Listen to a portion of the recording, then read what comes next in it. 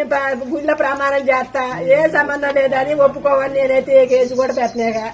ఇంతకన్నా రమేష్ గారు మీరు పెద్దోళ్ళు ఏం చేస్తారో చేయరా నిజుడు తలుపులు ఎట్ట పట్టుకున్నాం వదిన, నా పేస అతను బయటికి రాలా, కొగ్గ పట్టుకొని గెలగెల కొట్టుకున్నాం ఇద్దరు. ఏంది మమ్మల్ని ఎంత తొక్కుతాం పెట్టడం. జయమ్మ గారు చేతి కాల్ చేయాలి. ఫస్ట్ మా బావ చేతి ఎత్తలేదు, మా బావ నిద్రపోయేవాడు. నాగేంద్ర ఉపేంద్ర వచ్చింది, నాకు కూడా తలుపులు పట్టుకున్నాం.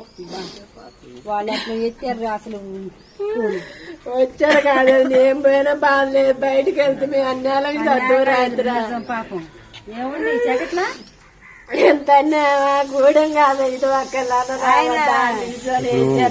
ఈ కర్రలు వాళ్ళు చంపడానికి తీసుకుంటున్నారు.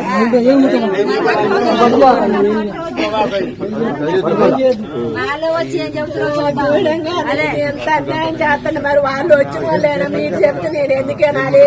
వాళ్ళ ఇంటి మీదకి ఎందుకు పోవాలి? ఎవరు అని ఎవరు బాటను వాళ్ళు నడుచుకుంటాను. ఎవరికైనా న్యాయం ఉంటే వాళ్ళు వస్తుంది, ఎందుకని అనుకోవద్దా? మంచి వాళ్ళు వస్తుంటే మనం ఏం మాట్లాడలేదుగా, ఏం అనలేదుగా, ఎల్ల మీద పోలేదుగా. ఇన్నాళ్ళు మంచి ఎవరెళ్ళ మీద పోలే వేయలేదుగా. వాళ్ళు ఇతర రాజ్యం చేసిన